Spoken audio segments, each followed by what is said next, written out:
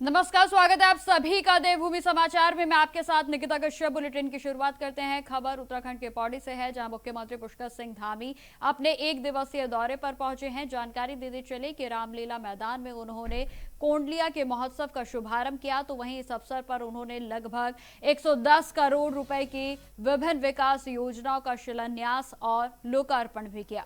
मुख्यमंत्री पुष्कर सिंह धामी ने कहा कि पौड़ी प्राकृतिक सौंदर्य और पर्यटन की दृष्टि से प्रदेश का एक बेहद ही महत्वपूर्ण स्थल है और सरकार इसे प्रमुख पर्यटन केंद्र के रूप में भी विकसित करने के लिए लगातार प्रयास कर रही है। तो वहीं इससे स्थानीय लोगों को रोजगार और स्वरोजगार के नए अवसर मिलेंगे। साथ ही साथ उन्होंने जिले को वैज्ञानिक संग्रहालय की सौगात मिलने पर भी प्रशंसा जताई। तो वहीं जो युवा और विद्यार्थी विज्ञान व नवाचार से जोड़ने में भी उनको मददगार जो है वो साबित होगा। तो वहीं मुख्यमंत्री पुष्कर सिंह धामी ने कहा कि विकास योजनाएं पौड़ी के समग्र विकास को एक नई गति देंगी। कोंडलिया महोत्सव ये हमारी लोक विरासत, लोक संस्कृति का बहुत बड़ा महोत्सव है। इस महोत्सव के माध्यम से हमारे सभी लोक कलाकारों को भी आगे बढ़ने का अवसर मिलता है, हमारे बच्चों को भी आने का अवसर मिलता है, हमारी विरासत भी आगे बढ़ती है। और हमारे प्रधानमंत्री जी जो कहते हैं विकास के साथ साथ विरासत के साथ साथ विकास, उसको भी, उस मंत्र को भी ये साक्षात रूप से धरातल पर उतारने का काम करता है। और इससे निश्चित रूप से अन्य जो हमारे यहाँ की अन्य गतिविधियां हैं, उन गतिविधियों को भी, लोगों को भी जो है इसमें सहभाग करने का अवसर मिलता है। इसीलिए हमने कहा है कि आने वाले वर्षों में ये महोत्सव और भव्य तरीके से हो। अभी पौड़ी नगर पालिका इसका आयोजन करती है, सरकारी महोत्सव के रूप में इसको आगे बनाए जाने के लिए।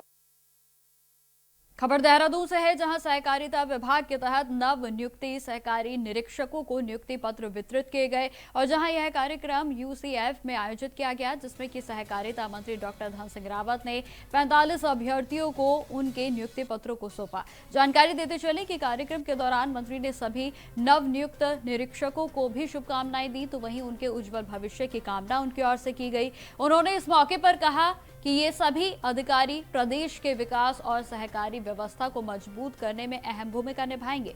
मंत्री ने विश्वास जताया है कि नए सहकारी निरीक्षक पूरी निष्ठा और ईमानदारी के साथ अपने दायित्वों का निर्वहन करेंगे। तो वहीं इस अवसर पर सहकारिता विभाग के अधिकारी भी मौजूद रहे और कार्यक्रम का माहौल बेहद ही उत्साहपूर्ण देखने को मिला।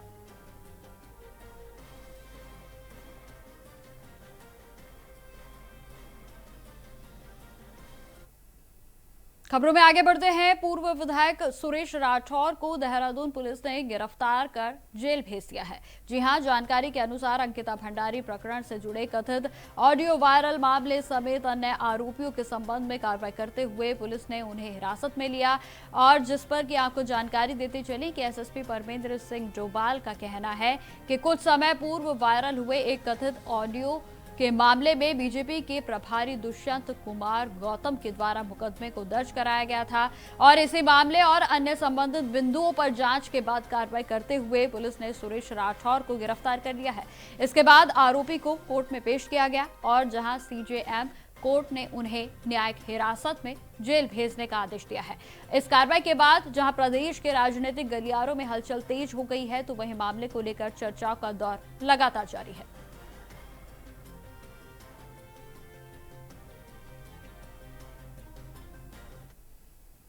अब खबर विकासनगर से है, जहां उत्तराखंड के चर्चित कोऑपरेटिव बैंक भर्ती घोटाले को लेकर सियासत एक बार फिर से गर्मा गई है।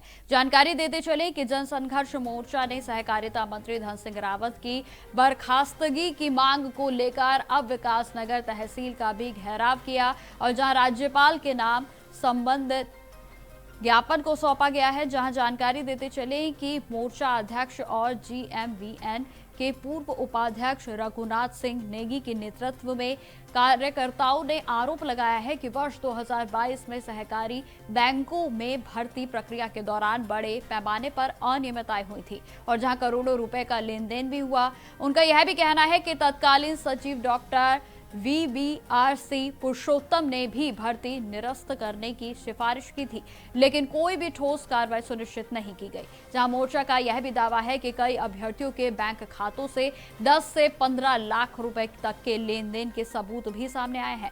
आरोप लगाया गया है कि मंत्री की कथित सरपरस्ती के कारण यह जांच आगे नहीं बढ़ रही थी और जहां संगठन ने राजभवन से निष्पक्ष जांच और दोषियों पर कार्रवाई करने की मांग की है। भर्ती घोटाला हुआ था जिसमें अल्मोड़ा, नैनीताल, देहरादून, उधम सिंह नगर, पिथौरागढ़ के लिए 423 फोर्थ क्लास की वैकेंसी निकली थी सहयोगी गार्ड की। उसमें बहुत घोटाला हुआ था, अनियमितता हुई थी। उसको लेकर के सरकार ने संज्ञान लिया और उसमें अप्रैल 2022 में इसमें जांच के आदेश दिए थे। जांच कमेटी ने जो रिपोर्ट दी है उसके आधार पर तत्कालीन सचिव डॉक्टर VBRC पुरुषोत्तम जी ने स्पष्ट लिखा है कि इस बैंक में जो भर्तियां हुई थी बहुत अनियमितता हुई है, उनको नियमों को तार-तार करने का काम किया गया और इन भर्तियों को निरस्त किया जाना जनहित में होगा। बावजूद उसके आज तक नियुक्तियां निरस्त नहीं हुई। जनसंघर्ष मोर्चा लगातार मुखर है। माननीय राज्यपाल जी को हम कई बार कह चुके हैं, सरकार इसमें कोई संज्ञान लेने को तैयार। खबर देहरादून से है, जहां सहसपुर में स्थित बैरागीवाला में बीजेपी के नेता विनोद की हत्या के बाद से ही क्षेत्र में तनाव जो है वो लगातार देखने को मिल रहा है। जहां आपको बता दें कि घटना के बाद विरोध प्रदर्शन, पथराव और तीखी बयानबाजियों ने भी प्रशासन की चिंता को बढ़ा दिया है। लेकिन आपको यह भी जानकारी दे दें कि पुलिस ने मुख्य आरोपियों को गिरफ्तार कर लिया है और कई अन्य लोगों की गिरफ्तारी के लिए मुकदमे को दर्ज करते हुए लगातार कार्रवाई जारी है। प्रशासन के सामने सबसे बड़ी चुनौती कानून व्यवस्था बनाए रखना, तो वहीं किसी भी तरह के सांप्रदायिक तनाव को रोकना है, तो वहीं विभिन्न संगठनों की सक्रियता और राजनीतिक बयानबाजी से माहौल और भी संवेदनशील हो गया है। तो वहीं बीजेपी की सरकार पर शांति बहाल करने का दबाव है, जबकि विपक्ष कानून व्यवस्था को लेकर तमाम सवाल उठा रहा है। ऐसे में पुलिस की जिम्मेदारी सिर्फ आरोपियों की गिरफ्तारी नहीं, बल्कि जनता में भरोसा कायम रखते हुए सामाजिक सौहार्द को बनाए रखना भी है।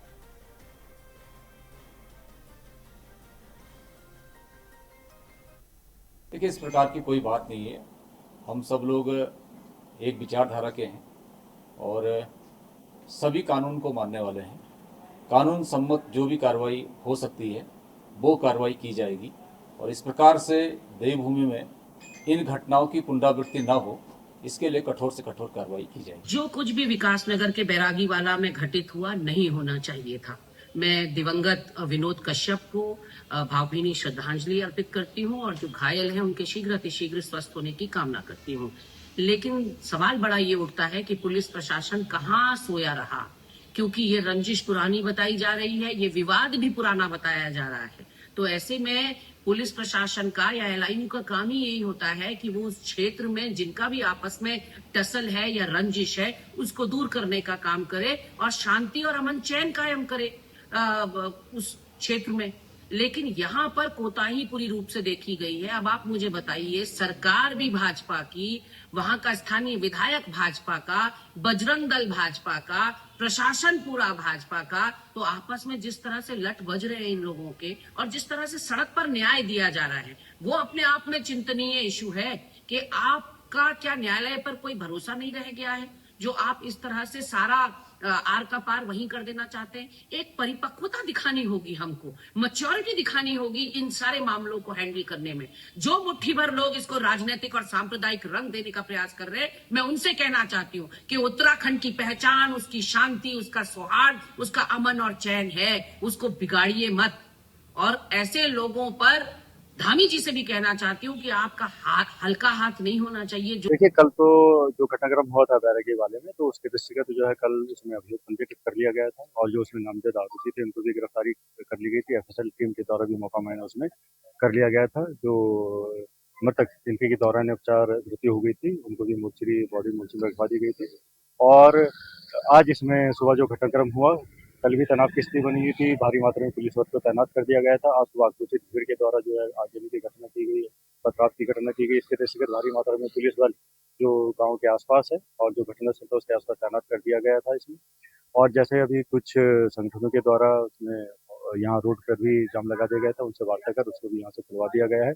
इस संबंध में जो है जो भी कार्रवाई हमारे द्वारा है वो लगातार इसमें की जाएगी और परिजनों के लगातार हम लोग संपर्क में हैं। उनको भी भरोसा दिलाया गया है कि भाई पुलिस प्रशासन आपके साथ है।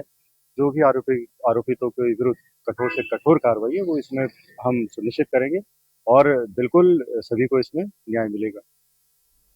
तो जैसा कि आप सभी को जानकारी है कि देहरादून के बैरागी वाला गांव में बीजेपी के नेता विनोद कुमार की हत्या के बाद से ही माहौल पूरे तरीके से तनावपूर्ण हो गया है। घटना से गुस्साए ग्रामीणों का आक्रोश रविवार को सड़कों पर फूट पड़ा, तो वहीं देखते ही देखते पूरे क्षेत्र में बवाल की स्थिति भी बन गई, जहां हालात इतने बिगड़ गए कि गांव को सुरक्षा बलों की छावनी में तब्दील करना पड़ा। और जहां तक विरोध में बड़ी संख्या में लोग एकत्रित हुए हैं, तो वहीं जानकारी देते चले कि आरोपियों के खिलाफ कड़ी कार्रवाई करने की भी मांग की जा रही है।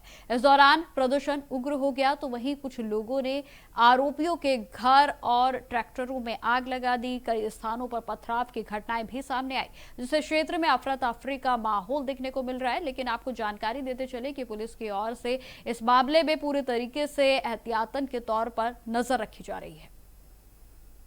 भी उनकी हत्या करी ना, उसके साथ भी वैसा ही होना चाहिए। नहीं होगी तो हम खुद निपटेंगे, प्रशासन हट जाए हम खुद करेंगे, इतने सक्षम हम कर सकते हैं। देवभूमि उत्तराखंड की राजधानी देहरादून का बैरागी वाला गांव रविवार को छावनी में तब्दील हो गया। बीजेपी के नेता विनोद कुमार की बेरहमी से की गई हत्या के बाद भड़का आक्रोश ऐसा सुलगा जिसे शांत करने के लिए पुलिस के पसीने छूट गए। रविवार देर शाम तक गांव में बवाल, आगजनी और पथराव का तांडव चलता रहा। गुस्साइल ग्रामीणों ने आरोपियों के घरों और ट्रैक्टरों को आग के हवाले कर दिया। इसके बाद हालात को काबू में करने के लिए पुलिस को लाठीचार्ज तक करना पड़ा। आनन फानन में गांव के चप्पे चप्पे पर आईटीबीपी, पीएसी और भारी पुलिस बल की तैनाती कर दी गई है। पूरे इलाके में पुलिस की टीमें लगातार फ्लैग मार्च कर रही हैं। क्षेत्र में सुरक्षा व्यवस्था कड़ी कर दी गई है। नाराज लोगों की भीड़ द्वारा पुलिस पर भी ईंट पत्थर बरसाने का मामला सामने आया है। हत्या के मामले में 12 नामजद और 30-35 अन्य लोगों के खिलाफ मुकदमा दर्ज किया गया है। अभी तक 4 आरोपियों की गिरफ्तारी हो चुकी है, जबकि पुलिस की टीमें बाकी आरोपियों की तलाश में लगातार दबिश दे रही हैं। घटना के बाद मुख्य आरोपी के अवैध निर्माण पर प्रशासन द्वारा बुलडोजर चलाकर उसे ध्वस्त कर दिया गया।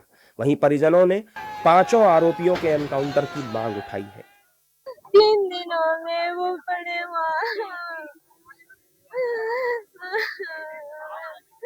उन्होंने कभी किसी का बुरा नहीं किया, उनके साथ इतना बुरा कैसे हो। जिसने भी उनकी हत्या करी ना, उसके साथ भी वैसा ही होना चाहिए। मैं कहाँ जाऊंगी, कहाँ जाऊंगी मैं, मेरे बच्चों का क्या होगा। हाँ सर, हमारे पर पंचनामे का दबाव बनाया जा रहा है कि आप तुरंत पंचनामा कराओ। मैं तो के माध्यम से भी, सिस्टम के माध्यम से भी, मैं जैसे जैसे तोड़ जोड़ होता है उनका सभी अपने हथकंडे अपना जा रहे हैं, लेकिन हम पंचनामा नहीं करेंगे। हमें खून के बदले खून चाहिए, बस मेरी ये रिक्वेस्ट है। नहीं होगी तो हम खुद निपटेंगे, प्रशासन हट जाए हम खुद करेंगे, इतने सक्षम हम कर सकते हैं। मरेंगे तो मिटेंगे तो वही है, हमें कोई दिक्कत नहीं है, लेकिन हम सामने वालों को मिटाएंगे जब हम छोड़ देंगे। हमारे साथ पूरा सहयोग है, मेरे समाज का पूरा सहयोग है, पूरे ग्रामवासी, आसपास के 4 गांव भी हमारे साथ ऐसे खड़े हैं कंधे से कंधा मिलाकर। हम बख्शेंगे नहीं और हमें गांव में कोई भी नजर नहीं चाहिए, क्योंकि ये एक षड्यंत्र के माध्यम से कार्रवाई की गई है। यही कह रहे थे, मान लीजिए जो है गाँव को जो है इस बच्चों की तरफ देखा जा, इसको कुछ वो होना चाहिए। और भाई जो जिन्होंने हत्या करी इनके वास्ते भी कुछ ना कुछ होना चाहिए। दरअसल खेत में पानी लगाने और पैसे को लेकर गांव में ही एक विशेष समुदाय के परिवार और पीड़ित परिवार के बीच विवाद चल रहा था। घटना से एक दिन पहले सेटरिंग के 14,000 रुपए के लेन देन को लेकर बातचीत हुई थी। इसी दौरान खेत के ट्यूबवेल से पानी डालने को लेकर भी दोनों पक्षों के बीच कहासुनी हो गई। इस हमले में सिर पर हथौड़ा लगने से विनोद कुमार की मौत हो गई, जबकि परिवार के 3 अन्य सदस्य गंभीर रूप से घायल हो गए। घटना के बाद रविवार सुबह इलाके में तनाव फैल गया। सांप्रदायिक तनाव को देखते हुए गांव में भारी पुलिस बल और पीएसी तैनात कर दी गई है। बीजेपी नेता विनोद कुमार की हत्या ने न सिर्फ एक परिवार उजाड़ दिया, बल्कि कानून व्यवस्था पर भी गंभीर सवाल खड़े कर दिए हैं। तो खबरें लगातार जारी रहेंगी, फिलहाल रुकते छोटे से ब्रेक के लिए। तो ब्रेक के बाद एक बार फिर से स्वागत है आप सभी का। बढ़ते हैं खबरों की ओर। खबर कोटद्वार से है, जहां स्थित उत्तर भारत के सुप्रसिद्ध सिद्ध बलि मंदिर में सोमवार को विशेष धार्मिक आयोजन देखने को मिला और जहां इस दौरान पश्चिम बंगाल के मुख्यमंत्री के करीबी श्यामल अदक तो वहीं मुख्यमंत्री के ओएसडी और स्टाफ के कई अधिकारी यहां विधि विधान के साथ पूजा अर्चना करने पहुंचे। देखिए 2022 में हम लोग आए थे, एक मंगत मांग के गए थे बजरंग बली जी। इनका नाम तो इतना फैला हुआ है, जो विश्व का कल्याण में तो बजरंग बली तो है, सिद्ध बली जी। सिद्ध बली बाबा के पास मांगे थे बंगाल का कल्याण के लिए, और मैं शुभेंदु बाबू का तरफ से मैं मन्नत मांगे गया था, जो सीएम बने बंगाल के, यही सुधार सकता है। तो जिसको कहा जाता है tiger of royal Bengal of Bengal, वो उसको कहा जाता था। तो उन्होंने जब सीएम बन गया तो मन्नत तो पूरा ही हो गया। तो सिद्ध बली जी का पास बाकी उनका जो हम लोग को देने का भंडारा देने का जो बात किए थे, तो आज उस दिन का डेट मिला था। तो हम लोग सब बंगाल से आया है, जो बंगाल का कल्याण हो, बंगाल का भला हो, हमारा सीएम अच्छा रहे, सुशासन रहे और बंगाल आगे बढ़े। अब खबर अल्मोड़ा से है, जहां मानसून की दस्तक से पहले ही जिला प्रशासन पूरी तरह से एक्शन मोड में नजर आ रहा है। जहां जिलाधिकारी ने साफ निर्देश दिए हैं कि मानसून सीजन में किसी भी प्रकार की लापरवाही को बर्दाश्त नहीं किया जाएगा। तो वहीं सभी विभागों को अलर्ट मोड रहने, तो वहीं आपसी समन्वय के साथ काम को करने के निर्देशों को जारी किया गया। देखिए, अभी माननीय मुख्यमंत्री जी द्वारा एक मीटिंग ली गई थी, जिसमें उन्होंने विस्तृत रूप में सारे निर्देश दे दिए हैं कि सारे डिपार्टमेंट्स को, जैसे पीडब्ल्यूडी को अपनी जेसीबीज डिप्लॉय करनी है, वेटनरी डिपार्टमेंट को चारा इकट्ठा करके एक जगह रख लेना है, और हमारे हेल्थ डिपार्टमेंट को इंश्योर करना है सारी मेडिसिन की स्टॉकिंग हो जाए, क्योंकि बारिश होती है तो पानी भर जाता है तो डेंगू फैलने की समस्या रहती है, तो फॉगिंग पर्याप्त मात्रा में करा दी जाए। खबर देहरादून से है, जहां मौसम ने अचानक से करवट ले ली है और जहां तेज हवाओं के साथ जोरदार बारिश और ओलावृष्टि ने लोगों को चौंका दिया है। जी हां, शहर के कई हिस्सों में अचानक से शुरू हुई बारिश के कारण जनजीवन भी प्रभावित होता हुआ नजर आ रहा है।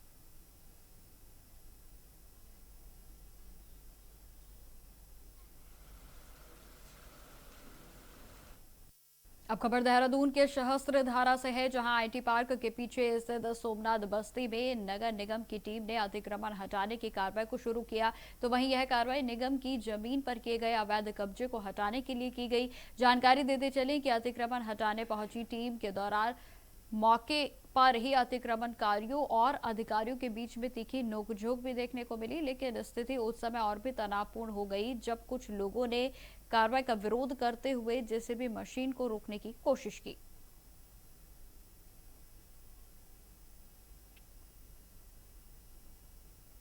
तो फिलहाल मेरे साथ इस बुलेटिन में इतना ही। देश दुनिया की तमाम खबरों की जानकारी के लिए बने रहे हमारे साथ। नमस्कार।